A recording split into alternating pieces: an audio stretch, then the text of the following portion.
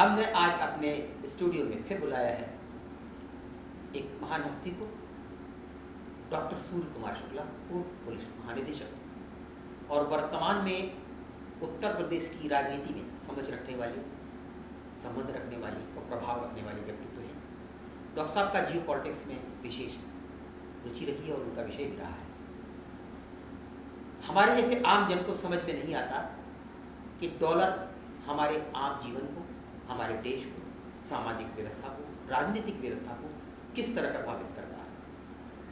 Dollar क्या है, petro dollar क्या है और डॉलर की दादागिरी क्या है, ये हम समझेंगे डॉक्टर सूर्य कुमार शुक्ला से। आज हम उनका स्वागत करते हैं। डॉक्टर साहब बहुत बहुत नमस्कार आपका स्टूडियो में, आपने व्यस्त समय निकाला। डॉक्टर साहब, जैसा कि अभी आपने सुना, अमेरिका एक बहुत ही इकोनॉमिकली स्ट्रॉन्ग देश है और वो शायद डॉलर के नाम से ही जाना जाता है।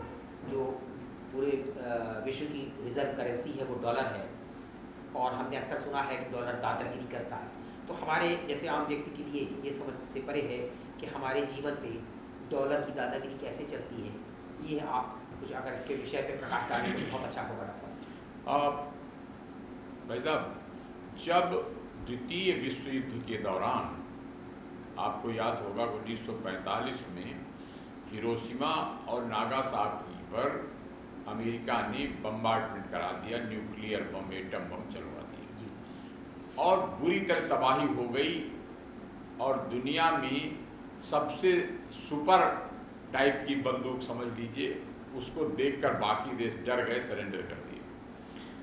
अब उसके बाद जिस देश ने अमेरिका के खिलाफ कोई बात बोली, अमेरिका के विपरीत हितों के विपरीत काम किया, उसको उन्होंने बीच बीच बम्बार्डमेंट करके, मिसाइल दाग करके या उसके जहाज़ों पे हमला करके उसको लाइन पर लाने का काम किया ताकि अमेरिका के हितों को प्रभावित न किया जाए। इसी बीच दुनिया में अपनी आर्थिक दादागिरी करने के लिए बिल्कुल वैसे जैसे गांव में होता है एक अमीर दबंग जमींदार होता है और वो सारे गांव को अपनी लाठी से हाँकता है कि तुम ये करो, तुम ये करो।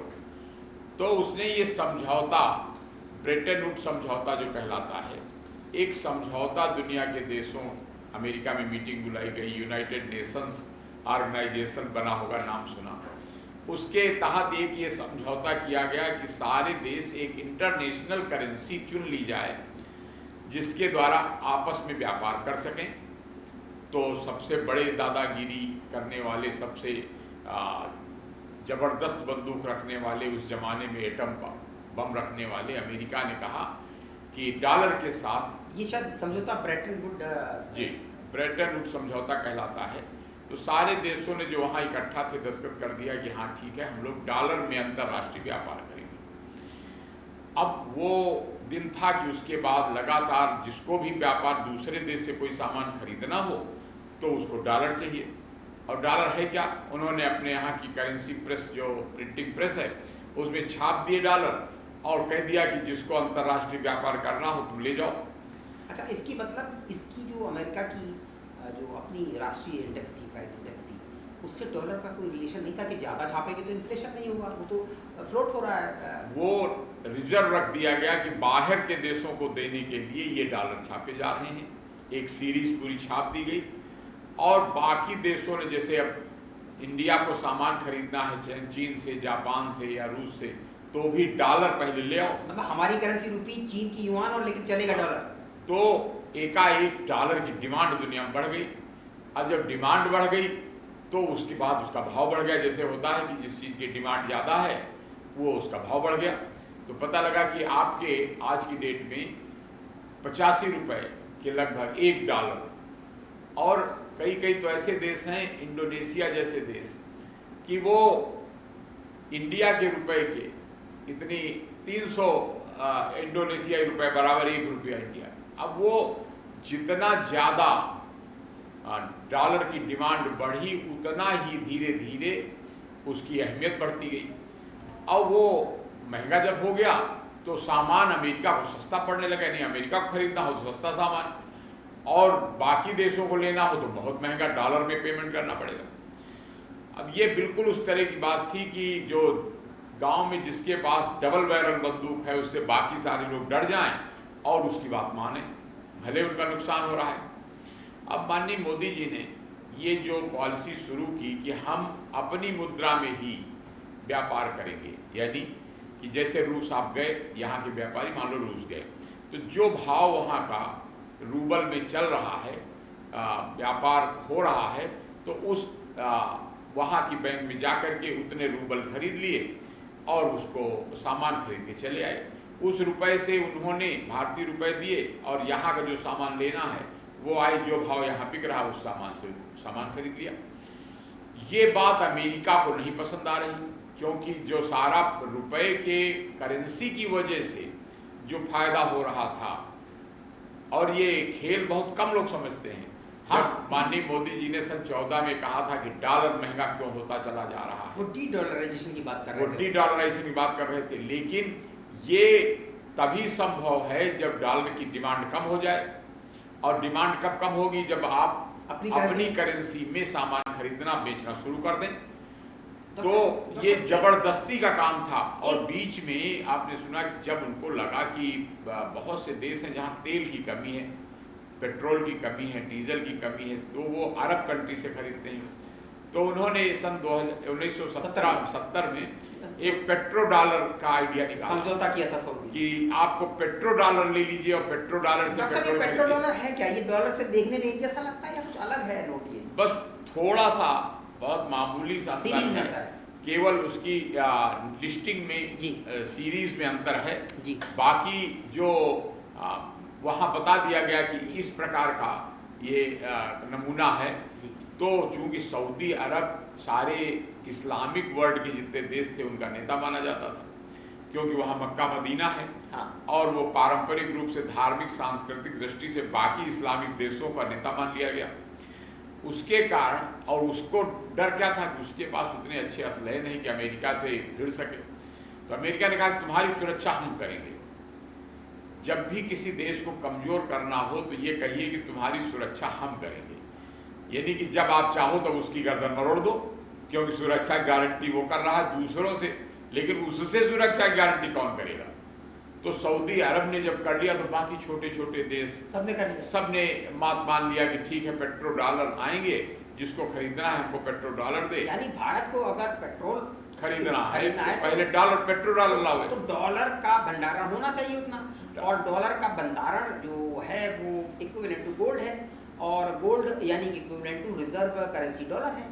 तो ये तो बड़ा बढ़िया खेल है, पूरे वर्ल्ड के सोने का जो रिजर्व है वो डॉलर है। बिल्कुल, तो सोने की जगह डॉलर ही रिजर्व मान लिया गया, और धीरे धीरे वो दादागिरी, वो प्रभाव, वर्चस्व बढ़ता गया, और उसके कारण अमेरिका की बहुत तरक्की हुई। असली में नहीं, केवल इस रुपए के और डॉलर के करेंसी का रेट के अंतर से, कि आप जब 85 रुपए खर्च करेंगे तो $1 मिले। इसी तरह दुनिया के बहुत से देश कमजोर होते गए अंतर्राष्ट्रीय व्यापार के मामले में, और अमेरिका का प्रभाव दबाव बढ़ता चला गया। अब जब इंडिया के प्रधानमंत्री माननीय मोदी जी ने ये कहा कि हम धीरे धीरे जिस देश से हमको सामान चाहिए हम सीधा समझौता कर लेंगे, तो ये बात खल के रह गई। और आपने देखा कि लगातार डोनाल्ड ट्रंप जो अमेरिका के राष्ट्रपति हैं, उन्होंने भारत के खिलाफ बयान देना शुरू कर दिया। अपने देश के पूंजीपतियों से कहा टेस्ला कार इंडिया में नहीं बनेगी, वहां मत लगाओ, फैक्ट्री मत बनाओ, नहीं तो वहाँ मैन्युफैक्चरिंग होने लगेगी, तो वो देश में लोगों को रोजगार मिलेगा, तो देश अमीर हो जाएगा। फिर अपने वो इलान मस्क से कहा कि भारत में अपनी फैक्ट्रियाँ ना खोलो, अपनी कंपनी ना खोलो। लेकिन वो लोग चूंकि व्यापारी हैं और उनको लगा कि इंडिया में मार्केट बहुत बड़ा है, सबसे दुनिया का बड़ा देश है आबादी की दृष्टि से, 145 करोड़ के लोग लगभग हैं यहाँ पर, तो हमको वहाँ पर सस्ता मजदूर मिल रहा है और डिमांड भी है, तो हम क्यों ना खोल लें यहाँ की बजाय। अमेरिका में जब खोलेंगे तो यहाँ का टैक्स दें, फिर इंडिया का टैक्स दें, तब वहाँ जाके सामान बेचें। अगर इंडिया में ही सामान बनाने लगे तो ना निर्यात की बात, ना आयात की बात, सीधा केवल उत्पादन कर देना। देखिए लगभग 60% जो डॉलर है वो कब्जा किए हुए पूरे ग्लोबल इकोनॉमी के बिजनेस ट्रांजैक्शन का। और इतना ही नहीं, बड़ी चालाकी से अमेरिका ने कि आपका जब जहाज़ों में भर भर करके चाय की पत्ती जाएगी, चावल जाएगा, गेहूं जाएगा, तब वहाँ से क्या आएगा? एक हेलीकॉप्टर आएगा, जो एक हेलीकॉप्टर माने आपके कई कई जहाज़ों में भरा हुआ अनाज। तो वो उसने टेक्नोलॉजी की दृष्टि से दुनिया पर राज करना शुरू किया। हम जहाज बेच देंगे, तो इतने 100 करोड़ के जहाज़ों का सौदा।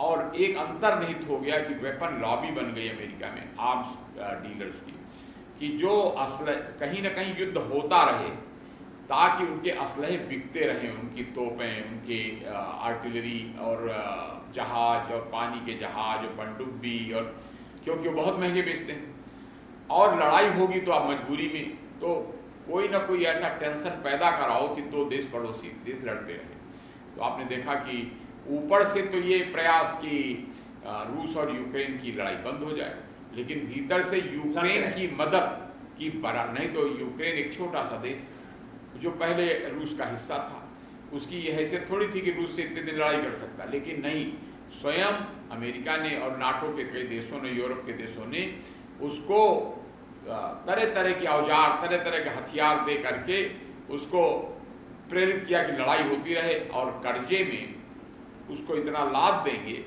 कि इतने लाख करोड़ के कर्जे में तुम खुद जो हमारे असलहे खरीदे थे, अब तुम अपना जो प्रोडक्शन का रॉ मटेरियल है, तुम्हारा गेहूं होता है, तुम्हारा चावल होता है, तुम्हारे सामान है। इसका मतलब ये हुआ मजबूत होता डॉलर, मजबूत होता है डॉलर, कमजोर होता रुपया, कमजोर होती है। कोई भी तीसरे देश की जितने करेंसी हैं वो कमजोर होती है, यानी कि हमारे सामाजिक और आर्थिक व्यवस्था पर वो चोट है, और इससे दबाव और बढ़ता चला जाता है। और फिर आपने देखा होगा कि बड़ी चालाकी से अमेरिका ने विदेशी टैलेंटेड लोगों को अपने यहाँ बुलाना शुरू किया। उनको वजीफा दे दो, उनको अच्छी तनख्वाह दे दो, उनको सुविधाएं दे दो, और वो अमेरिका की अर्थव्यवस्था में चाइना के, इंडिया के लोग जाकर वहाँ की अर्थव्यवस्था को मजबूत करने में लग गए नौकरी करने।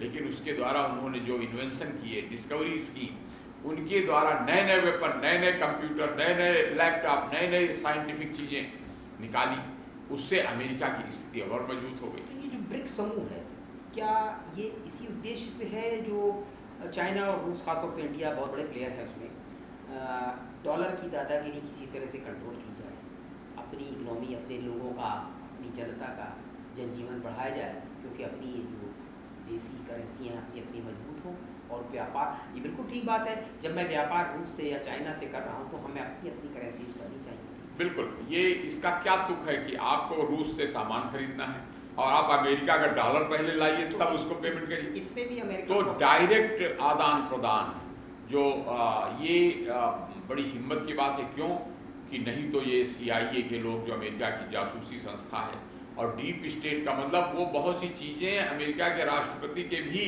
नॉलेज में नहीं रहती, और वो परमानेंट योजना बनाते रहते हैं कि वो कैसे पाकिस्तान को इंडिया से कैसे ऐसे ढंग से टेंशन करा दिया जाए कि भविष्य में लड़ाई हो ताकि सामान बिके, और तभी वो भाग भाग के अमेरिका के जाएंगे और वहाँ से कहेंगे अच्छा तो इंडिया जो कम ताकतवर है उसके ऊपर हाथ रख दो, और वो अपने से बड़े वाले से लड़े, तो लड़ेगा तो फिर तुम्हारे सामान खरीदेगा, असलहे खरीदेगा, और इस तरह वो धीरे धीरे तुम्हारा डायरेक्ट नहीं तो इनडायरेक्ट गुलाम है, वो तुम्हारी बात मानने को मजबूर है, और तुमने उसको अपने से बड़े ताकतवर देश से लड़ा दिया।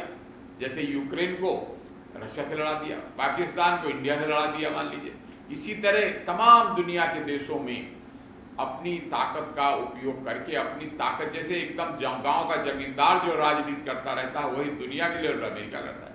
तो ये बताइए, शायद अभी कई देशों से रुपए में लेन देन की बात की है हमारी गवर्नमेंट ने और RBI ने, कुछ अड़चनें कानूनी थी। अगर अंतर्राष्ट्रीय मुद्रा रुपया बनता है तो यहाँ की इकोनॉमी, यहाँ की जो अर्थव्यवस्था है उस पर क्या असर पड़ने वाला है? देखिए, मैं तो कहता हूँ अंतर्राष्ट्रीय मुद्रा बनाने की बजाय जो समाज न्याय पर चलता है वो बहुत लंबा जाता है, और अगर आप शोषण करने की दूसरों को सोचेंगे तो आज नहीं तो कल विद्रोह होगा। बहुत बढ़िया। जो विद्रोह आज अमेरिका के विरुद्ध हो रहा है दुनिया के तमाम देशों में, वो कल को भारत के विरुद्ध होगा। इसलिए न्यायपूर्ण, जैसे आज देखिए कि भारत की जो राजनीतिक संरचना है कि कश्मीर को धारा 370 खत्म की गई, लेकिन ये नहीं किया गया कि अब वो गुलाम प्रदेश रहेगा भारत सरकार के अंडर में। ये कहा गया कि वहीं चुनाव होंगे, वहीं का कोई व्यक्ति मुख्यमंत्री बनेगा, वो अपना शासन प्रशासन चलाएगा। तो इस तरह का लोकतांत्रिक सिद्धांत जब लंबा चलता है, तो लंबा चलता है और कोई किसी को ये नहीं मानता कि वो हमारा शोषण कर रहे हैं।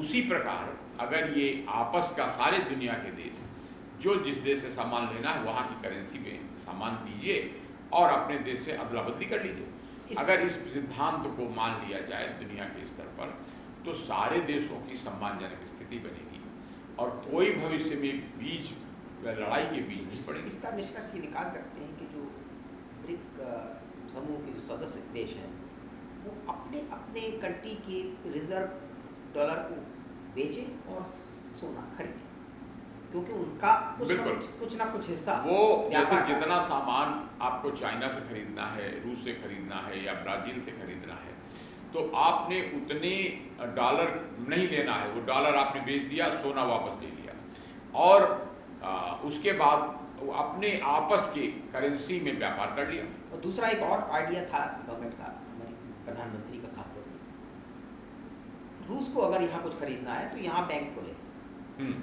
वो जमा कराए पैसा, हम स्टेट बैंक खोलें रूस में। बिल्कुल। जब उनको एक्सपोर्ट करना हो तो वही करेंसी काम आए और जब इंपोर्ट करना हो तो वही करेंसी, तो डॉलर डीलिंग हो गया डॉलर।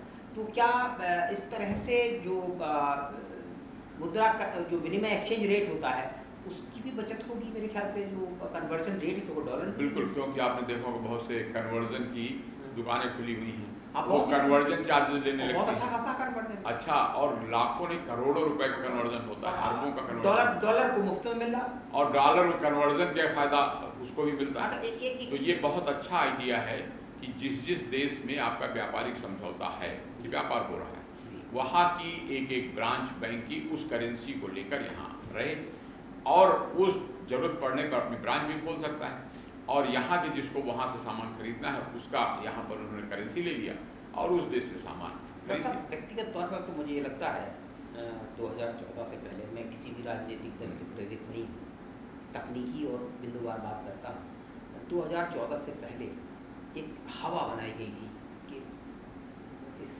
ब्रह्मांड के बहुत ही योग्य इकोनॉमिस्ट डॉक्टर मनमोहन सिंह आ रहे हैं हिंदुस्तान में, डायरेक्ट लेटरल एंट्री ले रहे हैं, साथ साथ वो पंचवर्षीय योजना के प्रधान आहलूवालिया जी को भी ला रहे हैं, वर्ल्ड बैंक से प्लांटेड थे ऐसा मुझे लगता है, क्योंकि तब तो एक पेंट की गई ये पिक्चर आम जनता में, हम भी ये प्रभाव में आ गए थे। ओपन इकोनॉमी, ग्लोबलाइजेशन, ये टर्म जो है वर्ल्ड बैंक से और IMF से निकले थे कि ग्लोबलाइजेशन, ओपन इकोनॉमी ये बहुत अच्छी है, प्रतिस्पर्धा बढ़ेगी, लोकल रोजगार डेवलप होगा, लेकिन ये नहीं पता था कि इस तरह के जो इकोनॉमिस्ट जिन्होंने पल्लवित पोषित और अपनी जो वर्ल्ड बैंक की और IMF की मनोदशा लेकर जो यहाँ शीर्ष पद पर आ रहे हैं वो यहाँ ऐसे साइफन लगा लेंगे जैसे एक टंकी से छेद करके पानी में पाइप ले जा करके दूसरी में डाल दो, ऐसी पॉलिसियाँ बनाई गई। देखिए ये सदा से जो मजबूत देश अमेरिका जैसे रहते हैं सदा से ये कोशिश करते रहते हैं कि छोटे देशों का जो प्रधानमंत्री हो, राष्ट्रपति हो,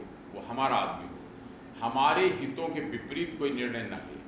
आपने देखा होगा कि कभी भी कांग्रेस सरकार जब थी 2014 तक कभी भी ये बातें नहीं उठाई जाती थी कि भारत में मैन्युफैक्चरिंग बहुत बढ़ाई जाए, कभी ये भी नहीं कहा जाता था स्टैंड अप इंडिया या कभी ये मेक इन इंडिया, बल्कि चाइना का सामान भर गया था, अमेरिका का सामान भर गया था इंडिया के बाजारों में, और यहाँ के व्यापारी में लक्ष्मी गणेश चाइना के खिलौने, बिजली के तार, बिजली के इलेक्ट्रिकल इंडस्ट्री खत्म हो गई, खिलौना इंडस्ट्री खत्म हो गई, इलेक्ट्रॉनिक इंडस्ट्री खत्म हो गई और डंप करना चला गया और गवर्नमेंट एकदम ऐसे साइलेंट बैठी थी आदरणीय और माननीय मनमोहन सिंह के नेतृत्व में कि लग रहा था कि देश को बड़ा डेवलप कर गया, हमें एक पेन ड्राइव जो 50 रुपए मिल जाती थी इंडिया में बहुत महंगी होती थी, लेकिन कितना डैमेज कर गया वो सिस्टम। अब तो शायद चाइना के खिलौने और चाइना के लक्ष्मी गणेश और दिवाली पटाखे शायद नहीं कम हो गए और जनता भी अवेयर हुई है, पॉलिटिकल आवाज था। देश में मैन्युफैक्चरिंग बढ़ती है वो देश मजबूत होता है, और जहाँ के लोग यहाँ का ये हाल हो गया था सन 14 के पहले कि मैन्युफैक्चरिंग को छोड़कर, फैक्ट्री को बंद करके लोग चाइना जाके सामान ला के यहाँ बेचने लगे थे। ये तो आज भी है। और यहाँ तक कि हर छोटा से छोटा सामान भी चाइना से लाने लगे। उसका परिणाम ये हुआ था कि ये इंडिया की आर्थिक मजबूती कमजोर होती चली गई। और इतना ही नहीं हुआ कि आरोप तो ये भी है कि चूंकि वहाँ एक सरकार है, विरोधी पार्टियां हैं नहीं चाइना में, तो पर्दे के पीछे भारी लेन देन तमाम नेताओं को कर दिया गया और उनको पर्सनल रूप से खरीद लिया गया, ये कहिए, और खरीद करके ये चाइना का सामान इंडिया में ओपन मार्केट के नाम पर बेचा जाए। कहा गया कि इससे बड़ी तरक्की होगी, इससे जनता को सहूलियत होगी, लेकिन सच बात ये थी उससे देश कमजोर होता चला गया। जो काम पहले अमेरिका करता था वही चीन करने लगा। तो हमारे देश का राष्ट्रीय हित, जिसे कहते हैं ना, विदेश नीति वही होती है जो अपने देश के हितों के अनुरूप बनाई जाए। राष्ट्रीय हित। तो क्या आप ये कह सकते हैं कि डॉलर का अंत निकट है? जी, मैं जैसे जैसे दुनिया अब ये बात को जान रही है, और एक और बात हुई कि पहले एक एटम बम बना था, अब दुनिया के तमाम देश एटमी ताकत बन गए हैं। तो वो डर कि वो मार डालेंगे, वो अब खत्म हो रहा है कि अगर तुम मारोगे तो हम भी मिसाइल लेके बैठे हैं, हम भी तुमको मारेंगे। तो अब वो दादागिरी नहीं चलने वाली है। और ये जरूर है कि भविष्य जो है टेक्नोलॉजी का ही है, इसलिए हमें भी ये ध्यान रखना चाहिए कि इंडिया मजबूत तभी बनेगा जब हम साइंटिफिक टेक्नोलॉजिकल रूप से मजबूत बने। और इसीलिए आपने देखा होगा कि इंडिया की गवर्नमेंट स्पेस मिशन में अपने सैटेलाइट भेज रही है, तरह तरह की नई मिसाइलें डेवलप की जा रही हैं, तरह तरह के वेपन्स डेवलप किए जा रहे हैं अपने देश की फैक्ट्रियों में। अन्यथा तो ये हालत हो गई थी, DRDO वगैरह डिफंक्ट मान लिए गए थे। हाँ, HAL BHEL जैसे केवल कुछ नहीं करना है, क्यों?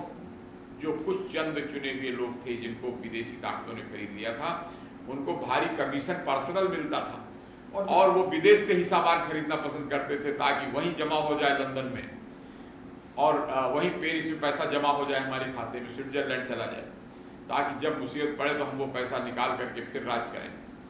तो बहुत अच्छा हुआ है इधर ये डेवलपमेंट कि विदेशों से बना सामान खरीदने की बजाय स्वदेशी का आंदोलन चलाया जा रहा है कि विदेशी सामानों का बहिष्कार और स्वदेशी सामानों का इस्तेमाल। साल भर पहले सऊदी ने भी वो 1970 में समझौता हुआ था, वो ब्रेक कर दिया। वो भी बाध्य नहीं है डॉलर में, पेट्रोल डॉलर लेने के लिए, रुपए में हम ले सकते हैं। धीरे धीरे जैसे जैसे लोग जानकार हो रहे हैं, खेल समझ रहे हैं कि आखिर UNO अमेरिका उसको पूरा फंड करता है और सारे देश की पंचायत वहाँ कराता है, और पंचायत करा के सबसे ज़्यादा फायदा उसका वो लेता है।